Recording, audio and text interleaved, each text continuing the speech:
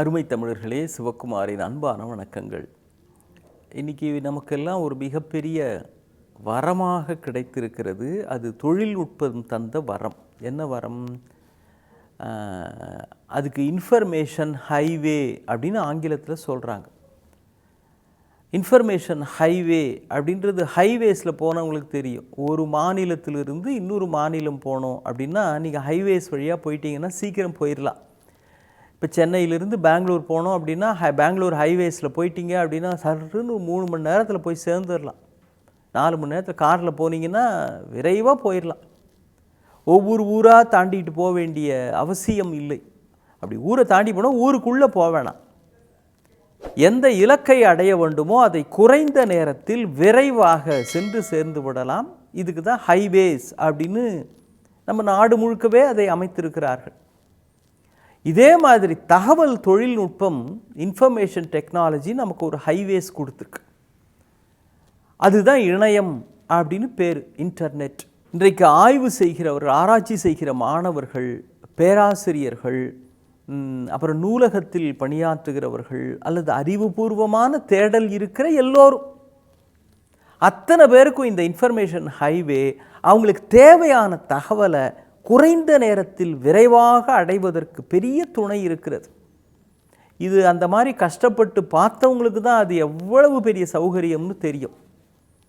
நம்ம கணித மேதை ராமானுஜம் அவருடைய வாழ்க்கையில் ஒரு சம்பவம் சொன்னால் உங்களுக்கு புரியும். அவர் அரும்பாடுபட்டு பல தியரங்கள், கணக்கில் பல தேற்றம்னு சொல்கிறோமே, பல தியரம்லாம் அவர் ரெடி பண்ணுறார்.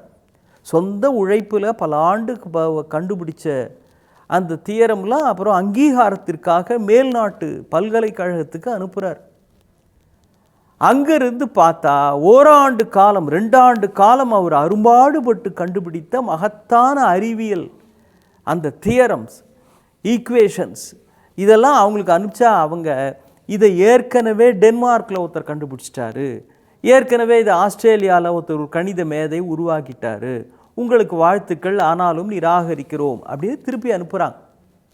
இவர் சொந்த உழைப்பில் இங்கே தனிப்பட்ட வகையில் இவர் உருவாக்கின ஒன்று ஏற்கனவே டென்மார்க்கில் ஒருத்தர் தோன்றியிருக்கு.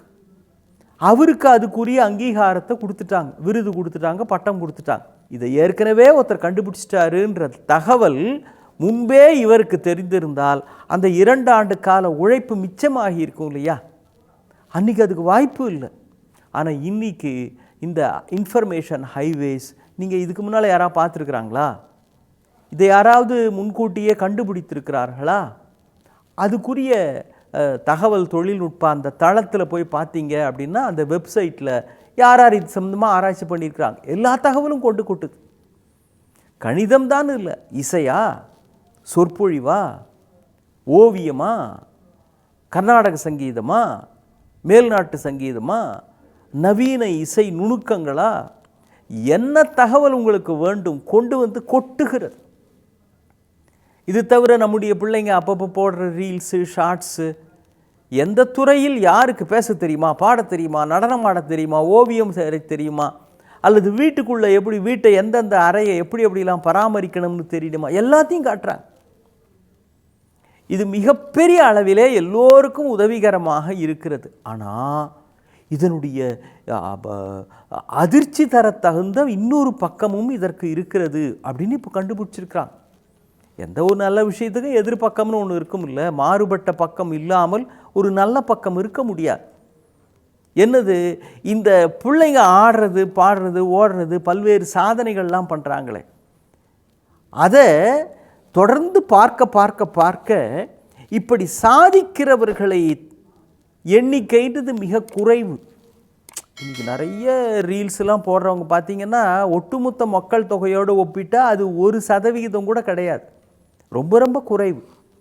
ஆனால் அவர்கள் பெறுகிற அந்த புகழ், அதற்கு கிடைக்கிற அங்கீகாரம், அதுக்கு கிடைக்கிற வருமானம், தன்னை ஒத்த ஒரு பையன், தன்னை ஒத்த ஒரு பெண் இவ்வளவு சம்பாதிக்கிறாளா, எனக்கும் தான் பாட தெரியுது, எனக்கும் தான் டான்ஸ் ஆட தெரியும், ஆனால் இது மாதிரி என்னால் பெரிய அளவில் வர முடியலையே அப்படின்னு தான் விடுபட்டு விட்டோமோ என்கின்ற தடுமாற்றம் பிஞ்சு மனங்களுக்குள்ளே இது உருவாக்குகிறது அப்படின்னு சொல்கிறாங்க. Fear of missing out. நம்ம எங்கே விடுபட்டு விட்டோமோ, நமக்கு உரிய அங்கீகாரம் கிடைக்காமலேயே நாம் இப்படியே போயிடுவோமோ? நீங்கள் உங்களை தகுதிப்படுத்தி கொள்ளுகிற பொழுது தானாகவே உங்களுக்கு உரிய அங்கீகாரம் உங்களை தேடி வரும். ஆனால் திரும்ப திரும்ப ஒரு பெண் பாடுகிறாள், அவளுக்கு லைக்ஸு லட்சக்கணக்கில் வருது, ஷேர் பண்ணுறது லட்சக்கணக்கில் வருது, இன்கம் அதுவும் லட்சக்கணக்கில் வருது, அதுக்காக என்ன வேண்டுமானாலும் செய்யலாம் அப்படின்ற நிலைக்கு நம்முடைய பிள்ளைகள் இன்றைக்கு தயாராகி விட்டார். சும்மா ஏதோ ஒரு ட்ரெஸ்ஸை போட்டுக்கிட்டு ஏதோ ஒரு திரைப்படத்தில் பின்னணியில் வருகிற அந்த வசனத்தை இவங்க அப்படியே நடித்து காட்டுறாங்க. அதுவும் பெண்கள் அதை செய்வதற்கு தயாராகி விட்டார்கள் அப்படிங்கிறத பார்க்குறப்போ நமக்கு அதிர்ச்சிகரமாக இருக்குது.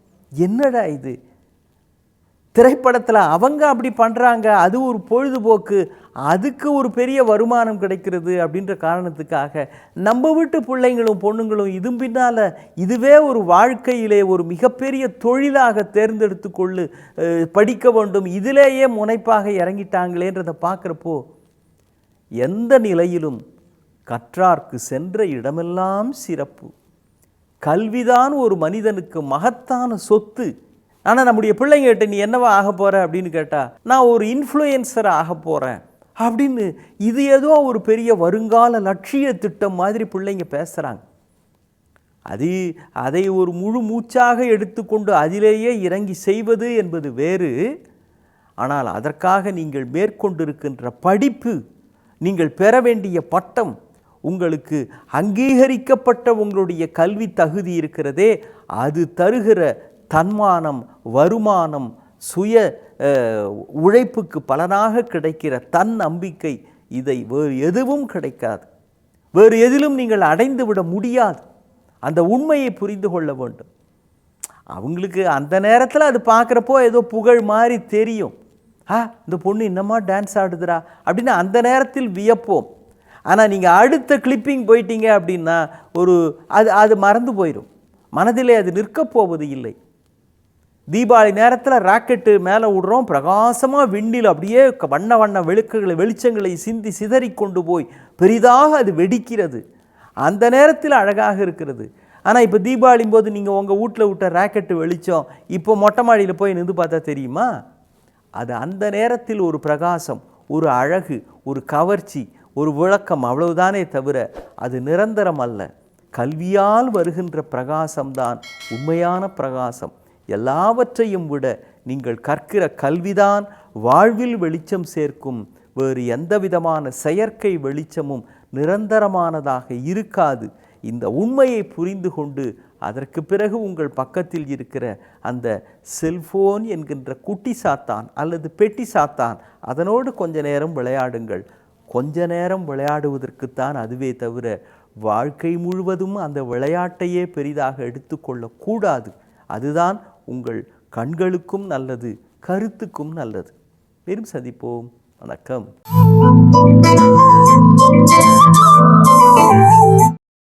இன்னும் பல வீடியோக்களை காண சன் லைஃப் சேனலை சப்ஸ்கிரைப் பண்ணுங்க.